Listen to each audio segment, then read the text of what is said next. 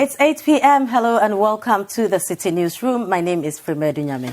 And I am Nathan Quao. Coming up. NDC cautions former appointees under the Mahama administration alleged to have been involved in the state losing some $54 million not avail themselves for investigations. The USAID warns Ghana against receiving aid from China. Also coming up, First Allied and Savings and Loans customers demand answers from the Bank of Ghana over the delay in receiving their locked-up cash. Now, in our very first story, customers of the First Allied Savings and Loans have accused government and the Bank of Ghana of apathy following the lockup of their funds with the troubled microfinance company. The protest is to mount pressure on the management of the First Allied Savings and Loans Company to pay all their monies. They initially converged at the Kumasi Children's Park at Amekom and marched through the Kumasi Central Business District. The protesters ended at the Ashanti Regional Coordinating Council, where their leadership presented a petition to the Ashanti Regional Minister. Let's do some politics now. When the opposition National Democratic Congress has asked former Mahama appointees not to submit to any parallel investigations conducted by authorities on their alleged involvement in the state losing some $54 million.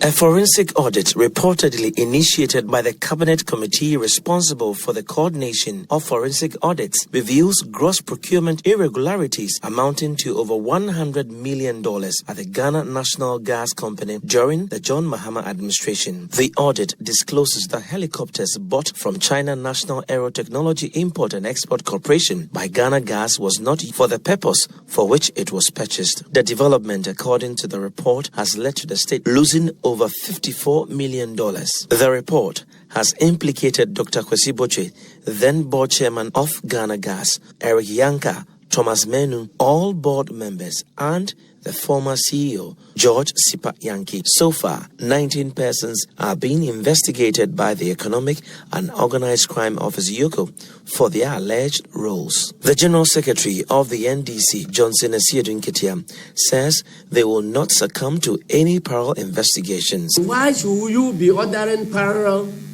investigations around the same subject? That they call you today and they say, we suspect that you have taken this exercise book. Siraj will call you or Yoko will call you today. The next day, one private firm calls you and asks you the same thing. The third day, another private person calls you and asks you about the same thing. Is that how we run a government? It is improper, and nobody will subject themselves to that type of thing. Some commercial motor riders, popularly referred to as Okada riders, want government to legalize their business. Though it's illegal, it is the newfound trade for many young people across the country. What used to be just a means of transport for rural folk is now a viable source of livelihood for many Ghanaian youth. In Accra, for instance, the Okada fever has caught up with all corners of the city, such that the traveling public now tend to patronize it instead of taxis. Business is booming for riders, but not without challenges. Now, our main challenges is some of the security agencies, how they are treating us is not very good at all.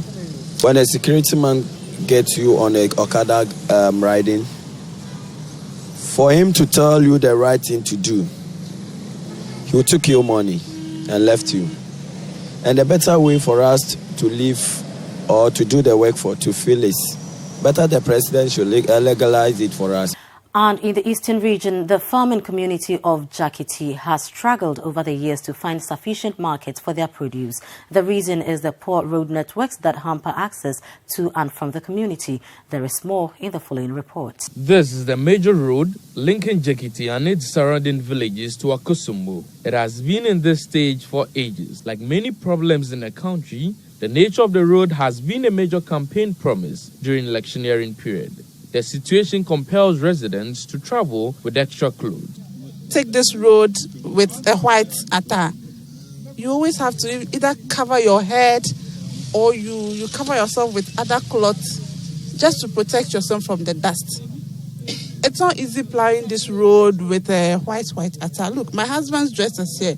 We are going for a wedding and we are supposed to wear mufti until you get to Akosombo before you can change into the white cloth or you polish whatever you have to do to look nice for a program. To some other stories, and the Ghana Revenue Authority has confiscated beverage products of ShopRite inside the Achimota Mall for failure to adhere to the tax stamp policy.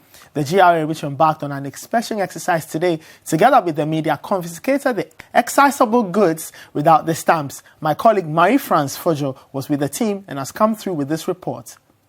7 months following the implementation of the excise tax stamp, the Ghana Revenue Authority GRA today embarked on an inspection of shops, supermarkets and malls in the capital. Its goal, to ascertain whether or not the directive is being adhered to. Nathan Dankwa is the Principal Revenue Officer at GRA, and he led the inspection team at Guinness Ghana Brewery Limited. Our observation is that they are doing their best, but given the fact that tax stamp is being fixed manually, then that is a challenge. But our mandate here is to ensure that no goods leave this place without a tax stamp. Accra Brewery Limited and Baltic Ghana were also visited by the GRA. The administrator of the USAID, Ambassador Mark Green, wants Ghana to be wary of Chinese aid as it pursues President Adunyame agenda of Ghana Beyond Aid. According to Ambassador Green, who's part of U.S. First Lady Melania Trump's delegation, the preference for loans or loan aid rather than humanitarian aid that lifts people out of poverty exposes the Chinese agenda towards the continent. So they're two very different models. The American model is designed to build self-reliance. We want countries to be able to lead themselves. All too often, the Chinese money serves China. And what China often does is build big debts, tie up natural resources. At the end of the day, China isn't looking for independence. We are. We believe, we want every African nation to be able to go from being assistance recipients to partners to, we hope, donors. We want them to join with us in helping to lift mankind. A very different model than what they do in China.